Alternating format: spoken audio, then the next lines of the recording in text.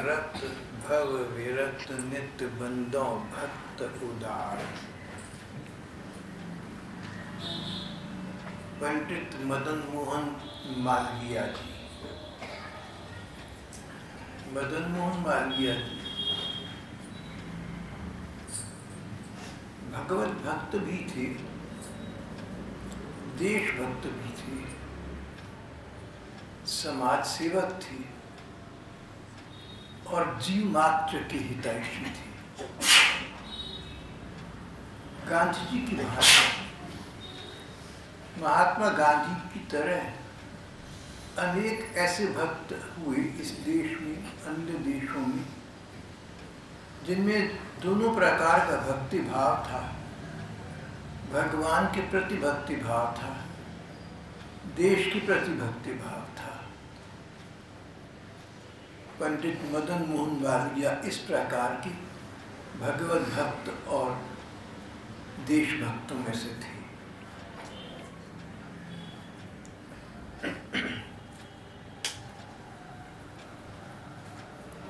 मदन मोहन मालवीय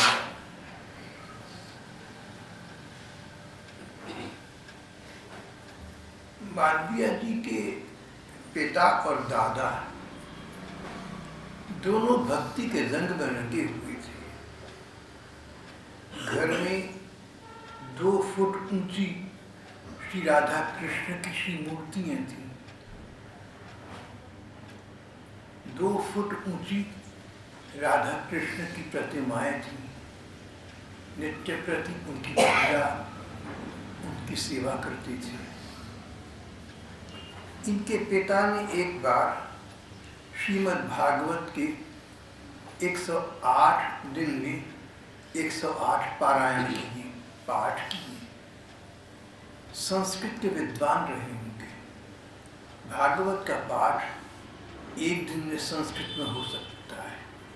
जिसको संस्कृत आती हो, ठीक आती हो, सो ही कर सकता है। हम लोग नहीं कर सकते।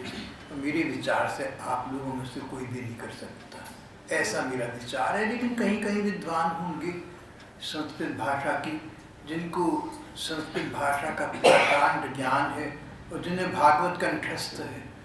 मैंने सुना है कि आजकल तो जो भागवत की कथा के वक्ता हैं, उपदेशक हैं, कई छोटी उम्र के बालक बालिकाएं हैं और उन्हें भागवत संस्कृत में कंठस्थ है। तो इतना तो है कि अगर भागवत किसी बालक या बालिका को कंठस्थ है, उस पर वो बोल सकता है, तो भगवान की दी गई कोई प्रतिभा तो अवश्य है। नहीं, एक दिन में 24 घंटे में जिसको याद हो, जिसको कंठस्थ हो भागवत, मेरे विचार से कर सकता है। पंडित मदन मोहन मालवीय के पिता ने श्रीमद् भागवत के 108 पाठ किए, 108 दिनों तक। पिता पुत्र दोनों श्री राधा कृष्ण के अनन्य भक्त थे। श्री राधा कृष्ण के अनन्य भक्त थे। भागवत की सुंदर कथा कहती थी। इनके वंशज मदन मोहन मालवीय को ये संस्कार मिले, पिता से मिले, दादा से मिले। कोई आश्चर्य की बात नहीं है। आश्चर्य की बात तो ये भी नहीं है कि मदन मोहन अपने पिता और दादा से दोनों से कुछ आगे बढ़ गए। समाज में उन्नति तभी होती है जब बड़ों की अपेक्षा छोटे लोग आगे उन्नति करते हैं। अगर जहाँ दादा थे वहीं पिता रहे, वहीं बेटा रहा, तो समाज में उन्नति नहीं। दादा से आगे उन्नति पिता ने, दादा के बेटे ने करी, उससे आगे की उन्नति उसके बेटे ने की, तभी समाज में उन्नति होती है। Society progresses when youngers do better than the elders. यहाँ पर पितामह और पिता की अपेक्षा मदन मोहन मालवीय कहीं अधिक आगे निकल गए। गांधी जी तो मालवीय को एक प्रकार से अपना एक दृष्टि से गुरु स्वरूप मानती थी। सन 1918 की जन्मी मदन मोहन मालवीय 25 दिसंबर को मदन मोहन मालवीय का जन्म हुआ था।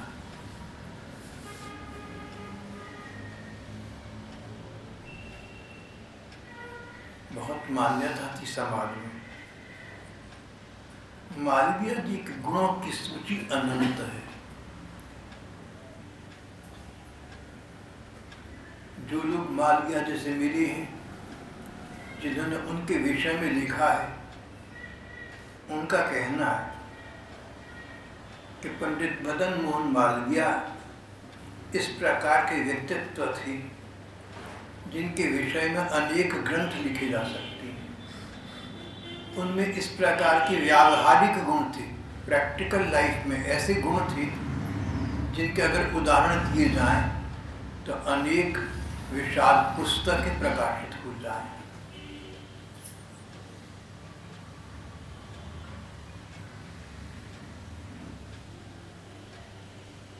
पंडित मदन मोहन मालवीय परम भागवत थे। भागवत के प्रति श्रद्धा तो रखते ही थे, भागवत की कथा भी सुंदर करते थे।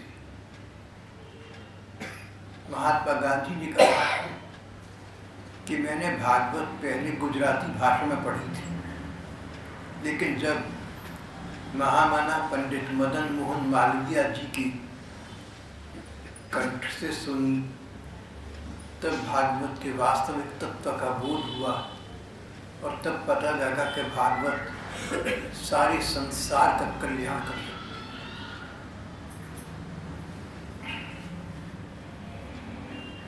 मालवीय जी के पवित्र और आदर्श जीवन पर जितना लिखा जाए उतना थोड़ा ही रहेगा।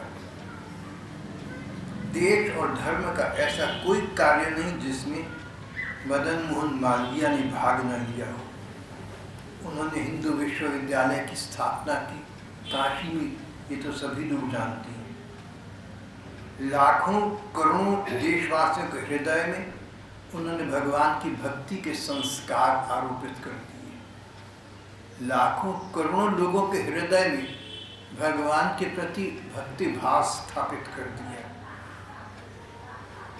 विनम्र और नम्र व्यक्ति थे मालवीय जी। विनयशील थे, नम्र थे, पर अपने सिद्धांतों पर अटल थे, सुदृढ़ थे, सिद्धांतों को छोड़ने वाली नहीं थी। उनके विषय में कहीं उन्होंने कभी किसी से समझौता नहीं किया। जो व्यक्तिगत जीवन में अपने विरोधी और विपक्षियों तक के साथ उनका नम्रता का और विनय का व्यवहार था, ये आदर्श गुण है। बहुत कम लोगों में होता है कि जो विरोधी हैं उनका भी आदर रखना।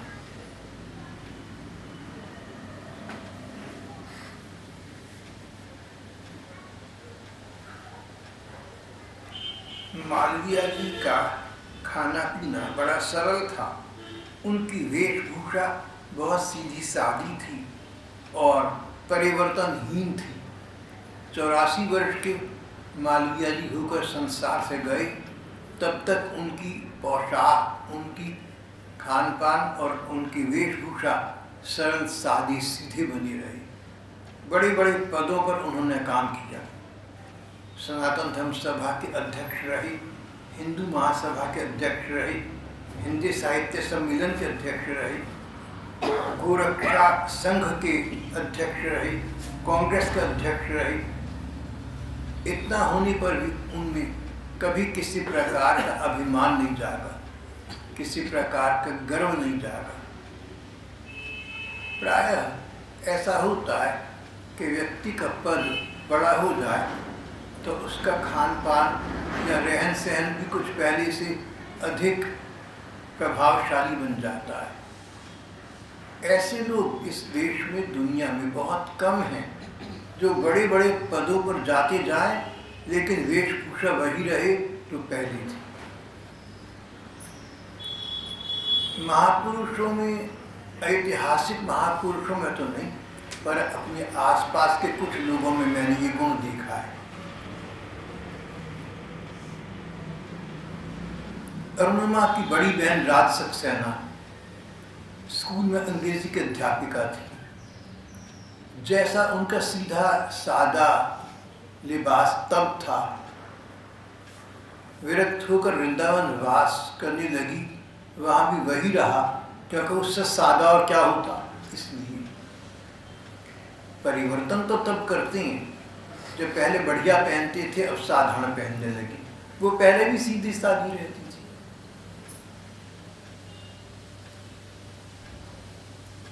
इस प्रकार एक और बड़ी बहन जी हैं, साधु हैं, वो भी वृंदावन में रहती है। हम उनको उमा बहन जी कहते हैं। पहले अम्बाला की हरगुलाल स्कूल में शायद सेकंड मिस्ट्रेस थी, MA है।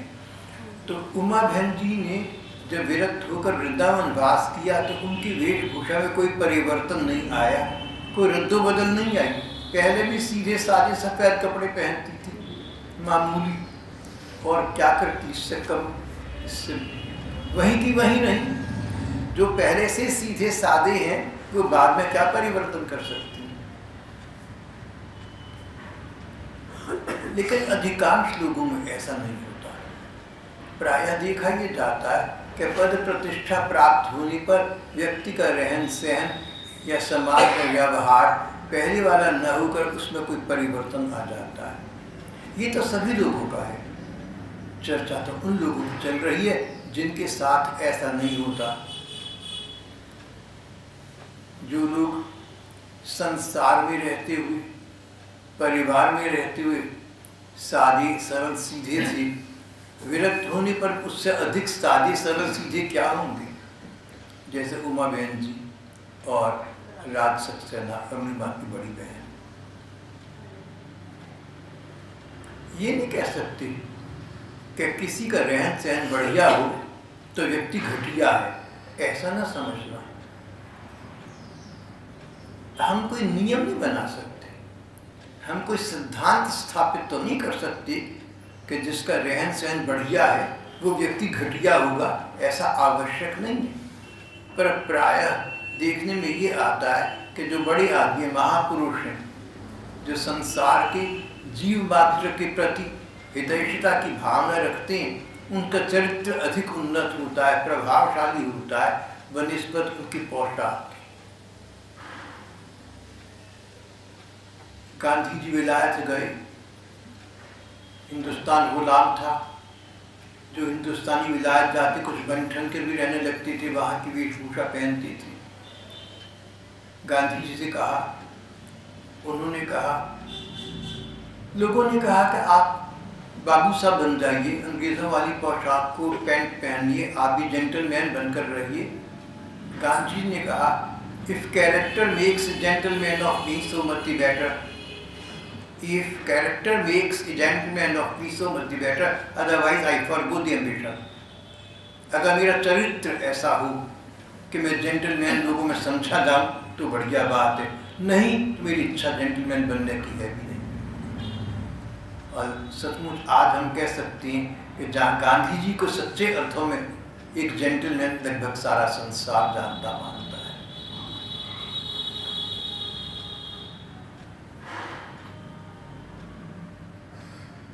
पंडित मदन मोहन मालवीय की चर्चा चल रही है। मालवीय जी इस प्रकार के व्यक्तित्व थे, जीवन भर सरलता में, सादगी में बिताया, जीवन भर विनम्रता और विनयशीलता में बिताया।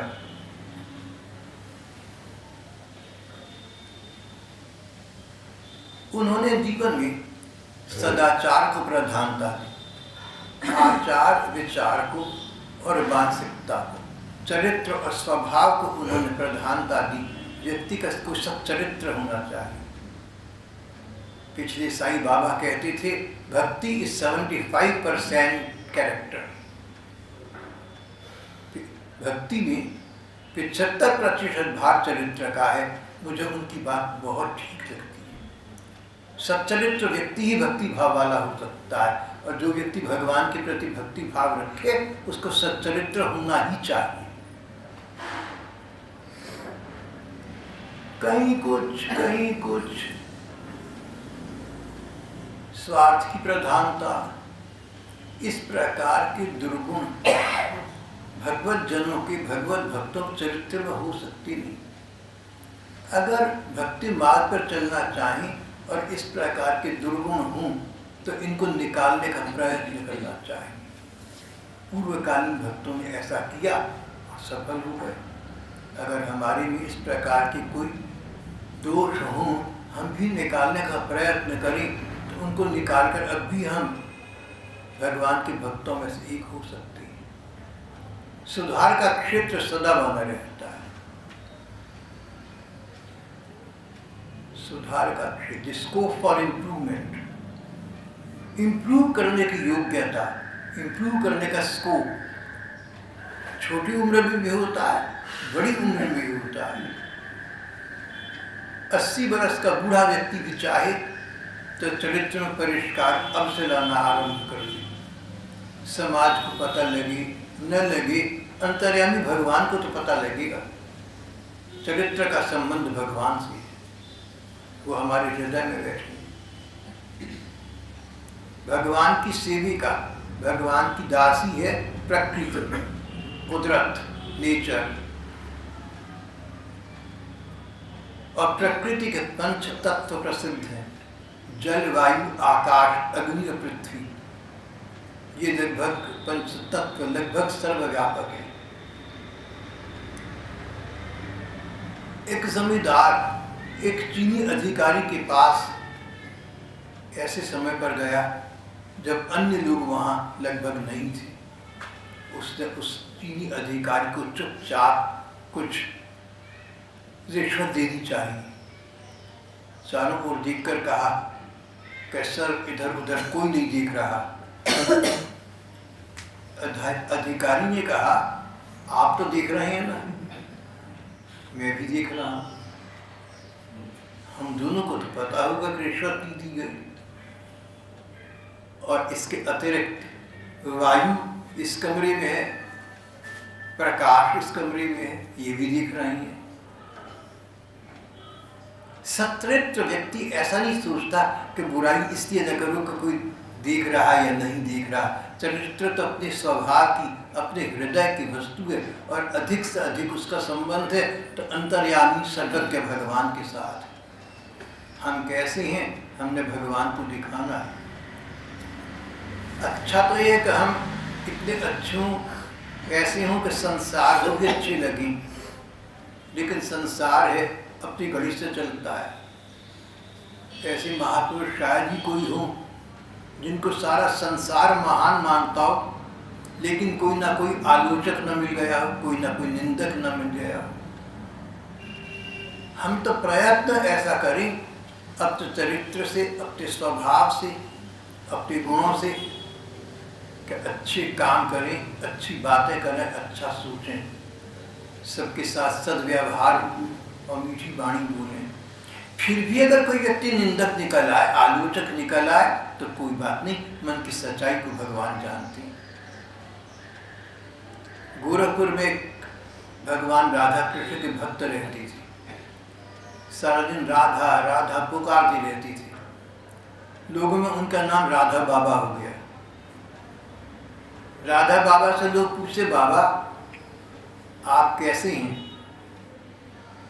अपने अंतरंग जनों से बाबा उत्तर में कहती थी, मैं कैसा हूँ, जैसा भगवान को लगता हूँ वैसा हूँ। मुझे क्या पता मैं कैसा हूँ, मैं क्या जानूँ। बर्फी ये क्या जाने कि मीठी है, खट्टी है या फीकी है, खाने वाले से पूछो। मेरे भोक्ता भगवान है। भोक्तारम यज्ञ तपस्याम सर्वभूत महेश्वरम। गीता जी में भगवान ने कहा सबका भोक्ता में, भोक्ता कंज्यूमर, भोग करने वाला, फल प्राप्त करने वाला। राधा बाबा ने कहा, मुझसे लोग पूछते हैं आप कैसे हैं, मेरा उत्तर है मैं कैसा हूँ मैं स्वयं नहीं जानता। श्री कृष्ण जानती हैं, श्री राधिका जी जानती हैं, उनकी सखियाँ जानती हैं, वो जानती, मुझे क्या पता। संसार की दृष्टि में मैं कैसा हूँ इसका मेरे जीवन में महत्व नहीं है, लेकिन भगवान की दृष्टि में कैसा हूँ इसका सबसे अधिक महत्व है। राधा बाबा के सिद्धांत हम सब लोगों को लागू होता है। प्रयत्न तो ये होना चाहिए, मन ऐसा हो हमारा, वचन व्यवहार ऐसे हों कि हम लोकप्रिय बने, लोगों को अच्छे लगें। लेकिन अपने प्रयत्न प्रयास के बावजूद, अपने निर्मल पवित्र मानसिकता के बावजूद अगर कोई निंदक, कोई आलोचक निकल आए तो कोई बात नहीं, खुदा खैर करे, भगवान उनका कल्याण करे, भगवान को सद्बुद्धि दे।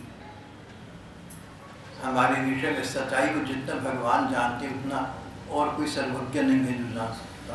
उन भगवान के सामने सच्चा होना है। चीनी अधिकारी ने यही कहा कि रिश्वत कोई देख नहीं रहा। नहीं भाई, या देखने वाले तो कई हैं, सब पर ये बात लागू होती है। राधा बाबा ने कहा मैं कैसा हूँ मैं क्या जानूँ, जैसा भगवान को लगता हूँ वैसा। मैं और आप हम सब वैसे हैं जैसे भगवान को लगते हैं।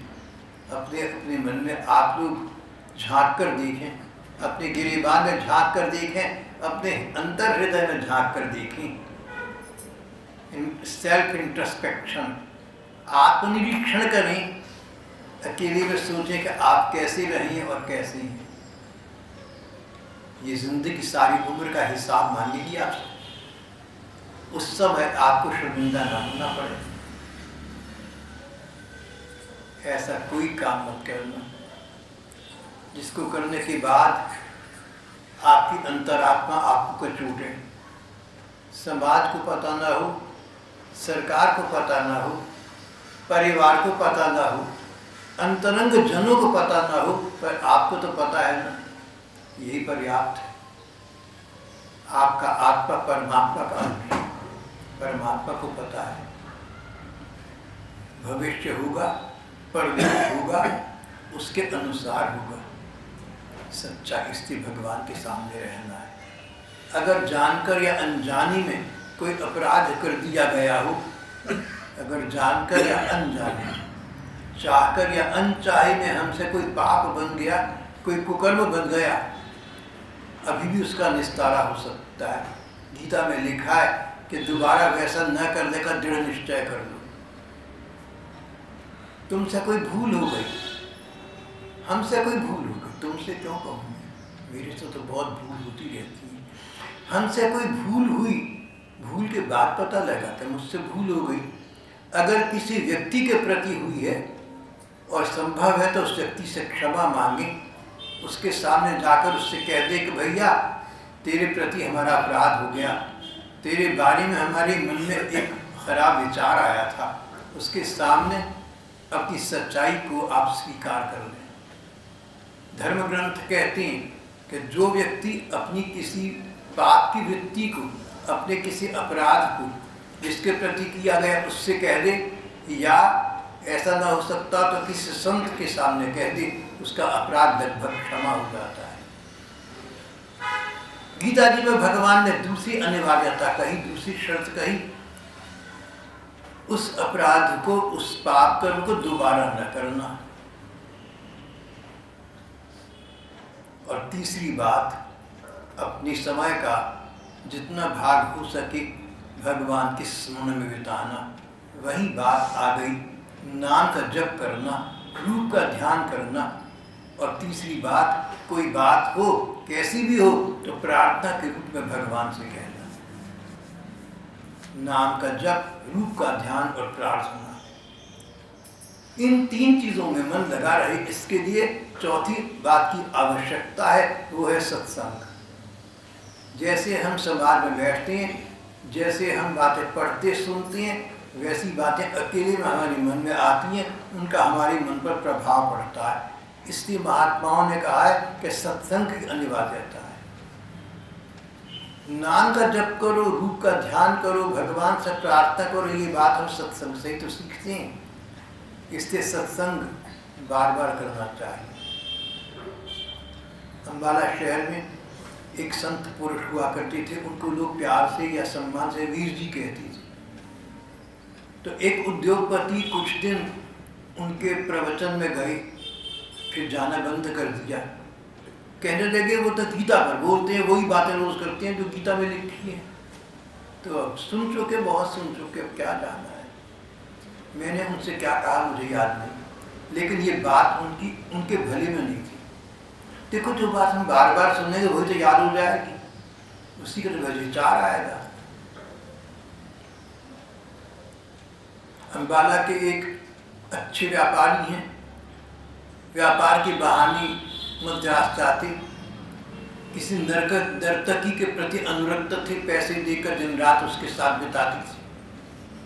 मैं उनसे कहा करता था कि आप अच्छा काम तो नहीं करती। कहते तू तो यार मुझे उपदेश ही देता रहता है। मैं उनसे छोटा था बहुत, वो मेरे बड़े भाइयों के मित्र रही थी तो मैं उनका आदर करता था। तो अक्सर ऐसा होता कि मुझे अंतरंग अपना मित्र मानकर सच बात बता दिया करते थे।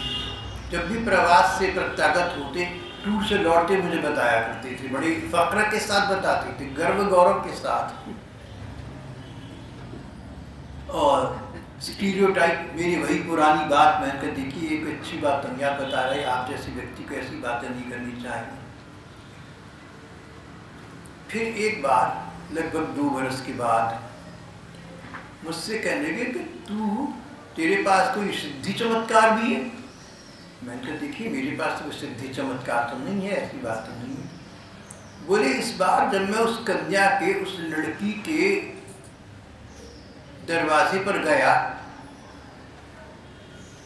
तो मुझे लगा कि तू खड़ा हुआ है, तूने मुझे रोका, आप अंदर ना जाए। ऐसा मेरे साथ 3 बार हुआ और तीसरी बार तो मुझे सामने खड़ा दिखाई दिया। मैंने कहा डॉक्टर साहब आपकी मेरे प्रति भावना है। उनको लोग किसी वजह से डॉक्टर कहा करते थे, सचमुच डॉक्टर नहीं थे, सचमुच तो रोगी थे, लेकिन कहलाती डॉक्टर थे।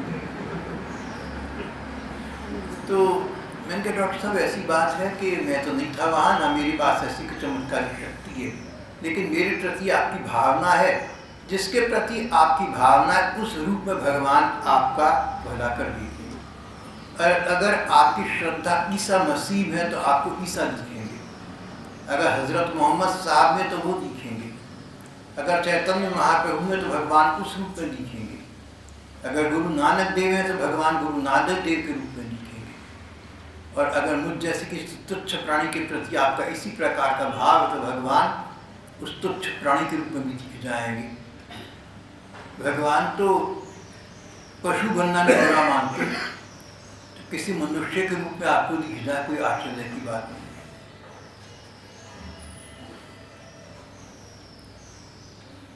उसके बाद उन्होंने मद्रास जाना ही छोड़ दिया। अब उनका व्यापार यहाँ पंजाब था, उन दिनों अनडिवाइडेड पंजाब, हरियाणा शामिल था, उसमें चलने लगा।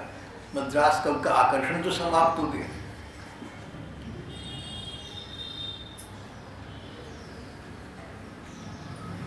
भाव ये है कि कोई बात हम बार बार सुनते हैं या बार बार पढ़ते हैं, चाहे हम उस समय उसको माने या ना माने, लेकिन अचानक कभी किसी समय वही बात ध्यान में आ जाती है और हम उसका पालन कर लेते हैं।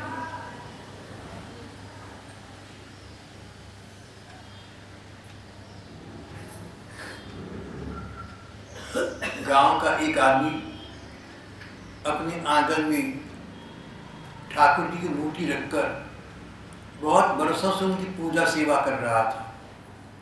काम से परदेश गया, वहाँ कहीं पीछे गलत लोग उसके लग गए, वो डाकू थे और हत्यारे थे। मौका देखकर उसको साथ ले गए, उसको उनकी नीयत पर शक हो गया। बेचैनी की वजह से रात को नींद न आई। उन लोगों ने जब ये समझा कि सो गया है तो अपना षड्यंत्र आपस में उसकी चर्चा की। ये कांप उठा, ये लोग तो मुझे मार देंगे, पैसा रुपया छीन देंगे, सो तो एक बात है, ये तो मुझे छोड़ेंगे भी नहीं, मेरी हत्या कर देंगे। उसे अचानक वर्षा का झोंका आया और ये बात याद आई कि उसके घर, उसके आंगन में ठाकुर जी विराज रहे हैं। वर्षा से हवा के झोंके आती हैं, उनका दृश्य बड़ा सुंदर लगता है। जिन ठाकुर जी की सेवा पूजा की थी, इस समय मेरे आंगन में वो वर्षा का सुख ले रहे होंगे। ये विचार उसके मन में आया। कथा लंबी है, ऐतिहासिक सत्य घटना है, बहन भाइयों ने पहले सुनी होगी। कुछ ऐसे हालात भगवान ने बना दिए कि बुझ गया, सुरक्षित घर पहुंच गया। कथा ये पहले हो चुकी है, कभी समय होगा तो दोहरा देंगे। लेकिन यहाँ पर बात ये चल रही है कि सत्संग की बड़ी आवश्यकता है। तो एक सज्जन बोले कि वीर जी का सत्संग में क्या सुन, गीता पर बोलते हैं, जब खत्म हो जाता है फिर दोहराने लगते हैं, उनको तो याद हो गई है ज़बान। तो बार बार सुनना हमारे धर्म ग्रंथों ने बहुत अच्छा कहा है। बार बार सुनने से बात समय पर याद आ जाती है और काम आ जाती है। नाम का जप करना, रूप का ध्यान करना, कोई बात हो तो भगवान से प्रार्थना का। बातें तीन प्रकार की हो सकती हैं।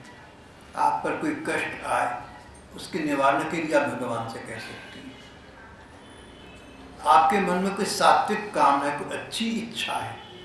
अच्छी का मतलब ऐसी इच्छा जिसमें दूसरे की बुराई नहीं होती, दूसरे की हानि नहीं होती, आपका भला हो जाता है।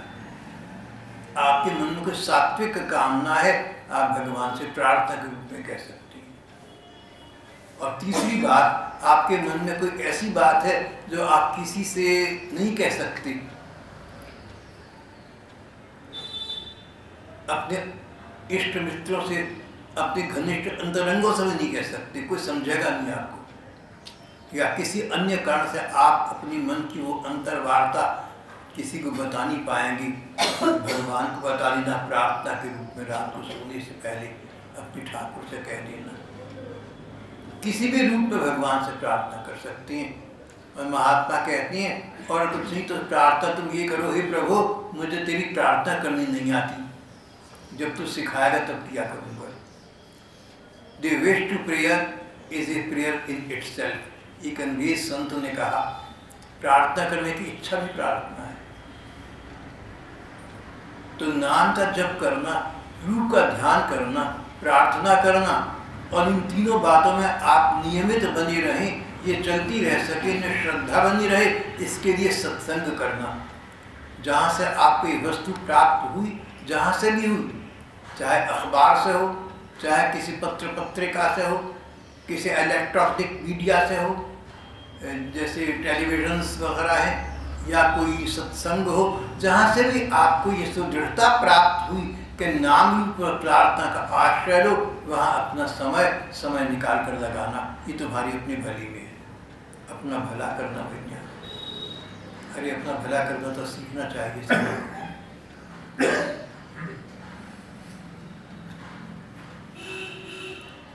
पंडित मदन मोहन मालवीय इस प्रकार के सिद्धांत का मूर्त रूप थे। उनके जीवन में ये सब नियम ज्वलंत थे। उनको इतना कहना नहीं पड़ता था जितना करके दिखा रही थी।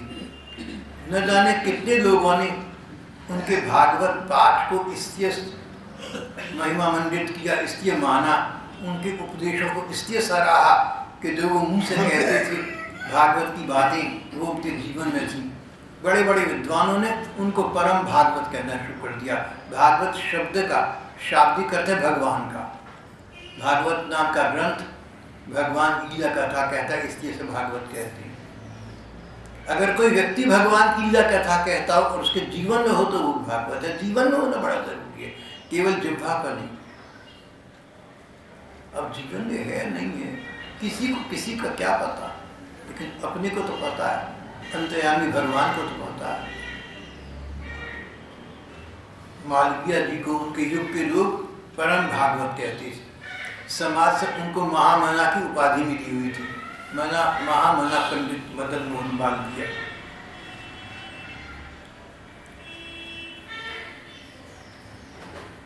जिन लोगों से उनके विचार विरोध खाते थे, उनके प्रति भी उनका प्रेमपूर्ण सहयोग था। देखिए, जिन लोगों के साथ उनका वैचारिक मतभेद था, हिंदू महासभा के प्रधान रहे, कांग्रेस के प्रधान रहे, तो विपक्षों से उनका मतभेद तो रहा ही होगा, लेकिन जिनके साथ मतभेद था उनका भी आदर रखा। एक चींटी की हत्या देखने भी दुख का अनुभव करते थे। अगर एक चींटी पांव के नीचे किसी के आकर मर जाए तो उनके मन को दुख पहुंचता था। कोमल हृदय के थे। केवल एक ही ऐसी स्थिति थी जहां पर उन्होंने वध को, किसी की हत्या को अनुचित नहीं ठहराया। सर्वोत्तम पक्ष तो वो भी नहीं है, लेकिन और कोई उपाय न हो तो हत्या को भी उन्होंने स्वीकार किया, और वो था आतताई, जो स्वार्थ सिद्धि के लिए समाज का अहित करता हो। कोई ऐसा व्यक्ति जो दूसरों को क्लेश पहुंचाता हो, दुख पहुंचाता हो, दूसरों की हत्या करता हो। अगर एक हत्यारा स्वार्थ के लिए 10 लोगों को मार सकता है, या अधिक लोगों की हत्या कर सकता है, या 2 निरीह व्यक्तियों की हत्या कर सकता है, और उसकी हत्या के अतिरिक्त उन लोगों को उससे बचाने का कोई उपाय नहीं है, तो मालवीय जी ने कहा ऐसे आतताई का वध करना उचित होगा। सिद्धांत ये जिसमें अधिक लोगों का लाभ हो वो काम करना है। Largest good of the largest number, the utilitarian approach. Mahabharat में एक श्लोक आता है, उस श्लोक में कहा है कि एक जनपद की रक्षा के लिए, एक शहर की या जिले की रक्षा के लिए अगर एक व्यक्ति की कुर्बानी करनी पड़े तो उस एक व्यक्ति का बलिदान कर लेना।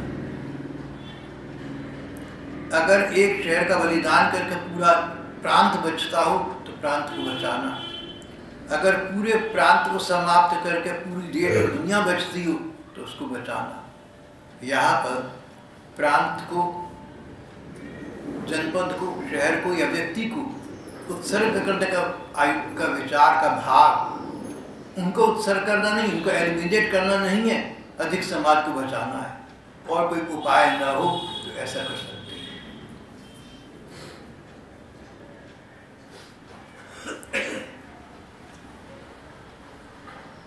एक बार यूनान में चर्चा चल रही थी, बड़े बड़े दार्शनिक बैठे हुए थे, कहने लगे give every dog it's due, कुत्ते को भी उसका हक देना चाहिए। मनुष्य की तो बात क्या है, जिसका जो अधिकार बनता है उसको दो, चाहे विरोधी विपक्षी क्यों ना हो। कुत्ते को भी उसका अधिकार मिलना चाहिए, चाहे कुत्ते को पता ना हो कि उसका अधिकार है, पर अधिकार की वस्तु उसको दे दो। Give the dog his due. सुकरात बहुत बड़ी दार्शनिक थी, लगभग 2500 बरस पुरानी बात है। सुकरात ने कहा must to the madman we give back his sword. तो क्या पागल को उसकी तलवार हमें दे देनी चाहिए? हक तो बनता है। एक आदमी तलवार रखता है, तलवार का मालिक वो है, लेकिन पागल हो गया है या शराब पीकर घूम रहा है। अगर तलवार उसका हक बनता है, उसको दे दी तो वो न जाने कितने लोगों की हत्या कर देगा, उसको तो हक नहीं है। Must to the madman we give back his sword. तो आर्किमिडीज ने कहा, दूसरे विचारने का नहीं, उसको तो नहीं देना चाहिए।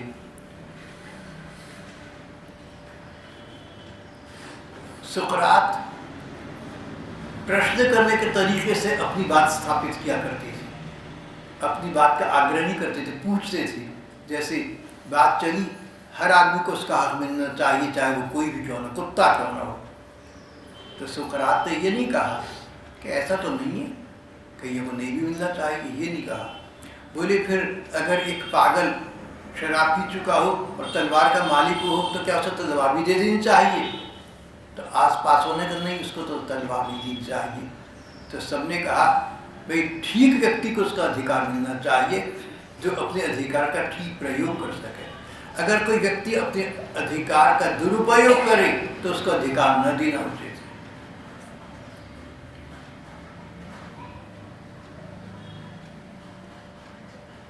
Dialectical method, Socratic method. कहीं किसी से आपका मतभेद हो तो उस दूसरे की बात ऐसे मत काटना कि उसको लगे कि आप तो उसके थप्पड़ मारा, उसको लगे कि उसका अपमान हुआ। डेल कार्नेगी कहती थी किसी का विरोध ऐसे मत करना कि उसको लगे कि उसको तुमने चपट टिकाया है। How to win people and influence people, कुछ इस प्रकार की उनकी पुस्तिका है। Dale Carnegie ji, Dale Carnegie, हाँ जी, डेल कार्नेगी, बिल्कुल।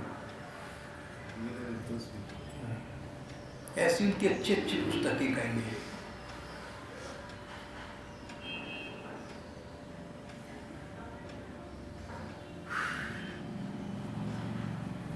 ऐसी एक पुस्तक है डेल की जिसमें उनकी बहुत पुस्तकें हैं, अकल की बातें, अच्छी अच्छी बातें लिखी है, सबका सार एक किताब में दे दिया गया है।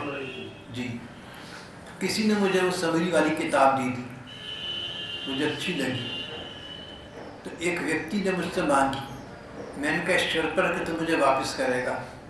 बोला हाँ जी पक्की शर्त है, मैं तो सभी को करता हूँ, आपको जरूर कहूँगा। ने कहा 3-4 महीने के बाद उस किताब के बारे में पूछा तो बोला आपने कहा था ना कि पास रखी हो तो मैंने रखी हुई, ये नहीं पता कहाँ पर है।